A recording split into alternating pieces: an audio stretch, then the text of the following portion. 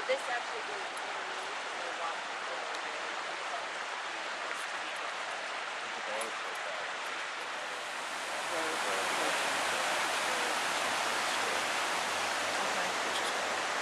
yeah, because all the bushes are all grown up there.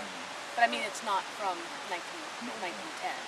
It's like maybe 40s, 50s.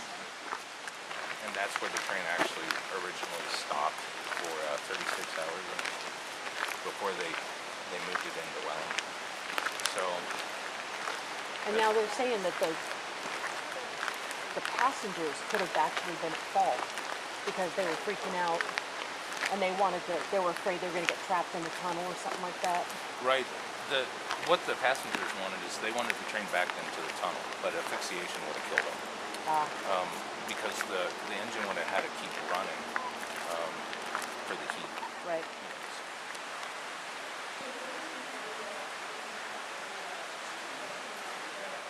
So all through here, there are apparitions and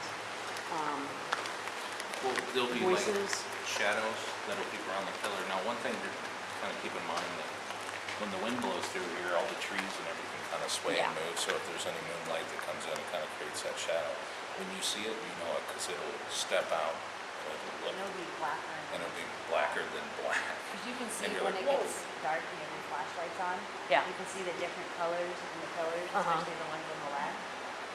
I mean, it will look black and like lighter and stuff, but when you see a black shadow, I mean, it's When we were dense. in high school, we used to hear about this place. We didn't know what it was, or but they would hold all these huge curtains because it wasn't under control yet.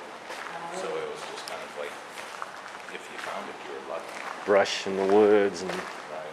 So the train then, there are still pieces of the Oh, yeah. train and everything Yep. down, if you can get down there.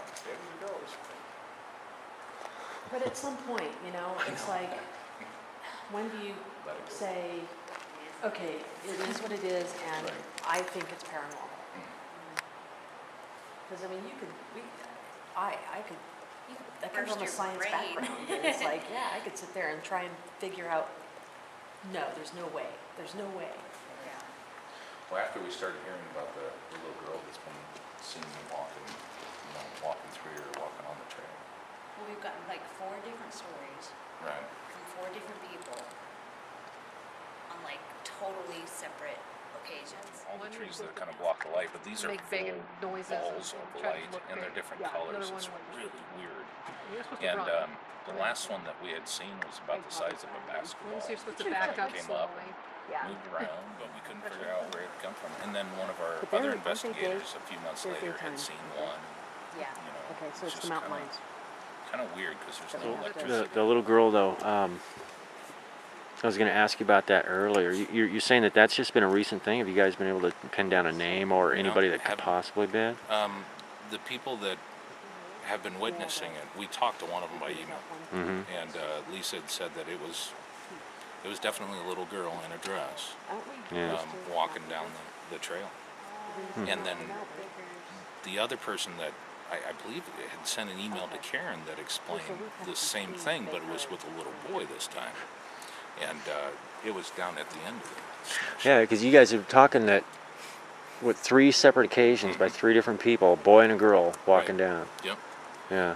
And then before we heard the last story, and you know how you hear stories and you just kind of you put them in the back of your mind in case there's another story that had come up. We Yeah. had heard Karen's story or an email that Karen had got about the woman and her husband hiking and running into those 2 children. And then we came up here with Whisper, and one of the kids got an impression of a little boy and a little girl because Jamie had taken them down to the crash site, and they were standing right behind Jamie, like, "Hey, what are you doing?" A week later, we got the email saying, "Hey, we think we had seen a little girl. We saw a little girl hiking alone through this trail, about 9 years Yeah. old." And they couldn't figure out why a 9-year-old would be hiking in a dress in the middle of the woods. Yeah, by herself. And Right. So as they followed her, they lost track of where she was at, and they got to the end of the snowshed, to the entrance of the parking lot, and there were some workers there, and she had asked the girl that had seen this little girl had asked the workers, "Did you see a little girl walk through?" And they said, "I haven't seen anybody." Nothing. So then we immediately got this email afterwards saying, "I don't know if you guys have had this happen before, or you know, if it's explainable, but can you check it out?" So I had drove up here. We got the email.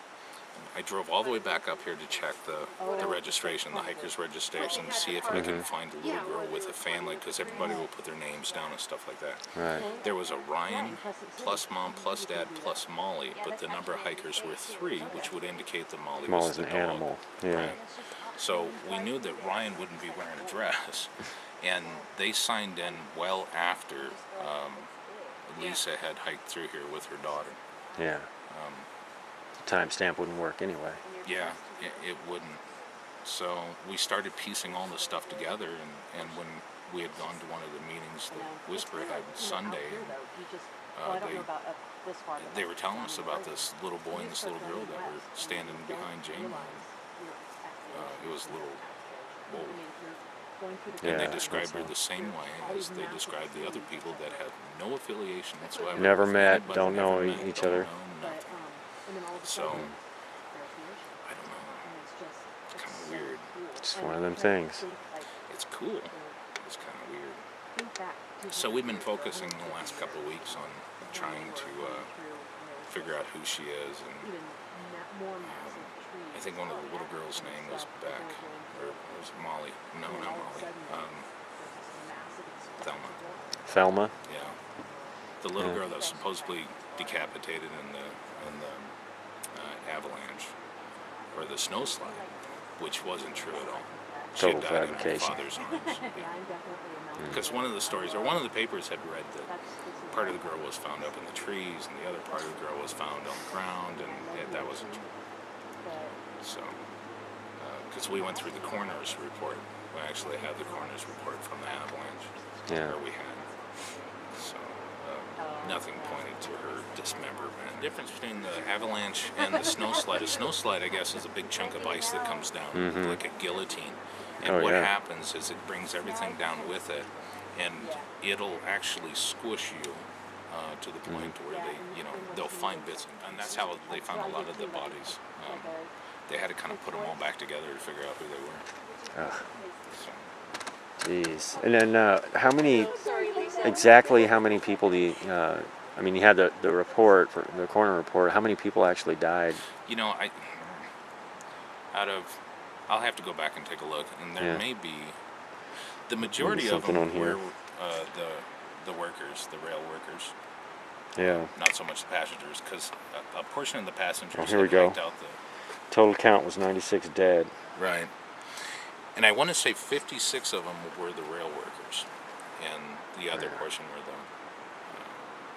the people on the train just riding.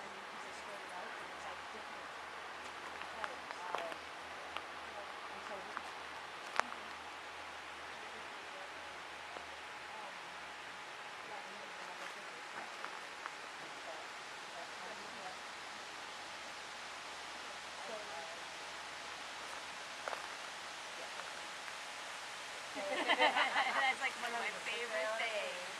But I'm going to follow up and find out what is, I think it's better for oxygen. Yeah. And because the rooms in general